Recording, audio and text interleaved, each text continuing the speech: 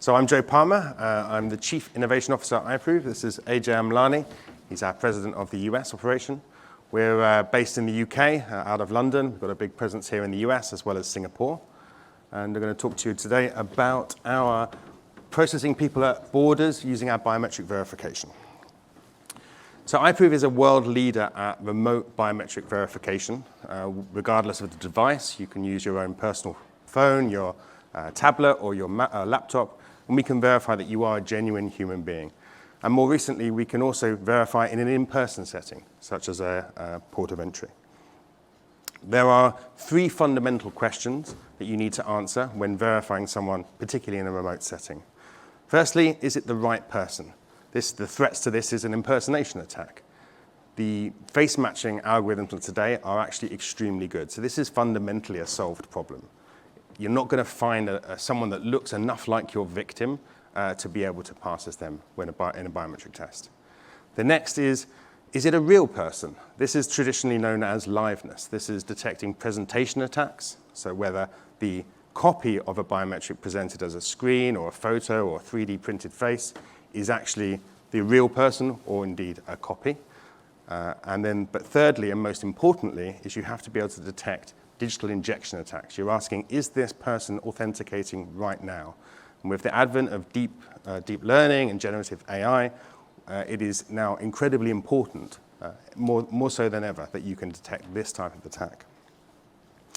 But being able to provide a good solution today is not enough. The threats to this kind of technology are evolving quicker than ever before.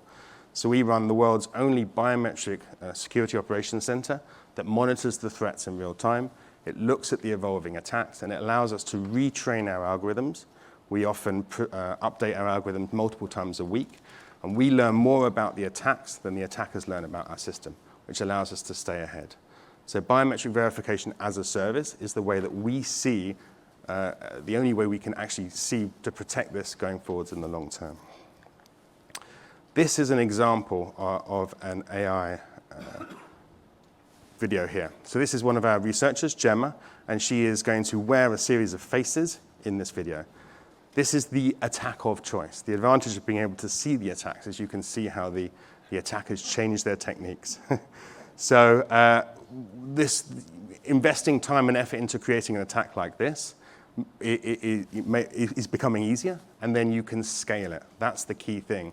If you think about attacking with presentations, you have to sit there in front of a camera, holding up a picture, holding up a mask, very time-consuming and expensive.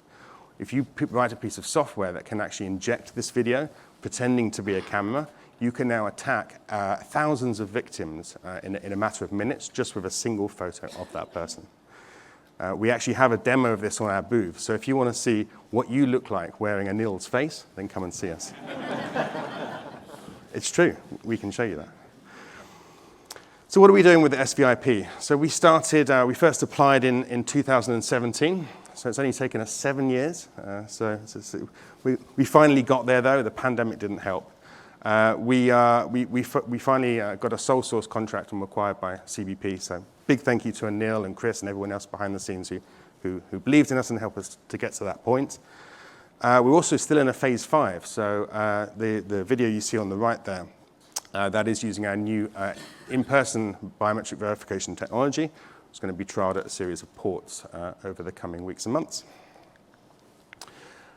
Our success has been due to our relentless focus on ease of use, accessibility, and inclusivity.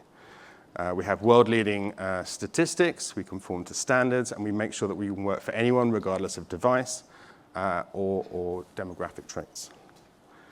This is a quick video of our core biometric technology. Our core biometric technology illuminates the face with a sequence of colors. From that sequence of colors is unique. It's a bit like a one-time passcode that you get a text message from, but it's actually embedded into the biometric. And from that, we can tell you're there real time, and we can tell that you're a 3D skin-covered human. The second demo was going to show you our physical access solution at Eurostar. So in London at St Pancras Station, you can get on a train, travel to Brussels, Paris, or Amsterdam without actually presenting your passport at the station. So you pre-enroll, and then you walk through what they call the smart check lane. Over to questions. Thank you.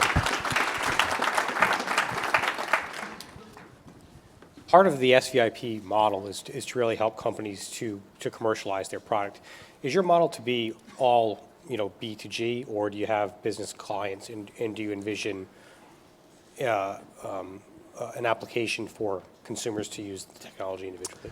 That is an interesting question. At the moment, all of our business is B2B or B2G. We provide a component. It's a very difficult problem that we're trying to solve. It's evolving all the time. And so to stay the best, you have to continue to focus on doing that one thing very, very well. However, obviously, users are a key part of every interaction. The users are who ultimately use the service. So providing a service to end users is an interesting thing. We're partnering with many of the companies here in the whole digital wallet ecosystem. And so in the Eurostar scenario, there is actually an app that we run on the App Store called iProov.me that allows people to verify their identity using a passport, verify their presence using a biometric technology, and that's what's then used when they go through the smart check lane and is sent to the UK border force. So that is a world that potentially is coming, but right now the majority of our business, if not all of our businesses, is in that component space where we're providing our technology as a step in a process that someone else builds. And it's a great question, but the aspect of having the consumer relationship in particular requires you to also have a brand with the consumer. Yeah. And that is actually quite a costly endeavor on its own to be able to actually do that. So we're science focused. So sometimes it's better to leverage the brands that are already in the market and strengthen those with our tools. Yeah. So I think you hold the distinction of being the first non-US company to be funded under SVIP. That's right. And I take some credit for encouraging your founder to apply. But Thank you. I would like to, as I asked another presenter, could you say something specifically about what SVIP funding and connection enabled you to do that you otherwise wouldn't have been able to do? And what did that sort of kickstart? It was foundational. It really made a huge difference. The credibility that we got from winning that initial phase 1 award was a key factor into them being able to work with the UK government, the Singapore government, the Australian government, and then eventually the US government many years later. So that was very, the belief in us to being able to do that was great. The fact that we were also able to use the money to hire more people and evolve our technology to better meet the needs of CBP was also extremely useful, because that was also applicable then to other government agencies as well. It's also the security reviews and the other elements that also give you a bit more of a trust level when you are trying to sell here in the United States, especially with other government agencies. Great, thank you. Would you say a little bit more about standards and best practices? You did mention the accessibility standards, which is great. I'm curious whether in sort of the biometrics field, whether there are either standards under development that other companies should be following, best practices, and then similarly, but a little bit different, curious about whether they exist for mitigating bias, especially with facial recognition across a number. Yeah. Good question. So if you think back to those 3 circles, face matching is very well understood. So NIST tests hundreds of face matches a year. The performance is extremely good, orders of magnitude better than us humans now. And they also test for things like bias to make sure that no one age group or skin tone or gender has any significant bias in them. So that's good, that's great. Presentation attack detection, PAD, has some standards, so it is still reasonably well understood, but and therefore there are test labs that can actually kind of assess your performance. But they're also quite generalized, so they cover everything from fingerprints to face to iris, all types of biometrics. And so that's good, but it can lead to a false sense of security, especially now, because today the choice of attack is a digital injection attack.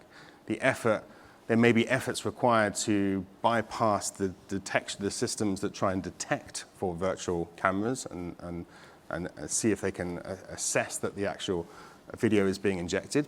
But it's a bit like a licensed key on a piece of software. Once you've worked out how to bypass those, you can now submit video as if it was a real webcam. So that digital injection attack detection is by far the least well understood problem when it comes to detection and assessment and performance and comparing one company's approach to another. But it's also one of the most scalable. Yes. And on the bias topic that you bring up, that's something that we take to heart. We view bias not just in terms of skin color, which we certainly, because we have a global footprint, have the ability to be able to train our data on. And we make a point to do internal assessments and then work with every single external assessment organization that's willing to work with us. But in particular, we define bias as not just skin color, but also in terms of age, gender, socioeconomic class, as well as cognitive ability and physical ability. And so some other tools in the market sometimes require you to do physical movements, which are difficult to pass. Cognitive ability, if you think about even, I don't even have the cognitive ability to pass CAPTCHAs these days because they're getting so hard. And so it's actually an important component that we take into consideration with regards to our pass rates. It's one big advantage of being able to be running this service platform as a service. Not only do we monitor and detect for attacks, but we can also ensure that no bias is being introduced inadvertently. Testing the system at a point in time is good, but making sure it continues to stay bias-free is essential.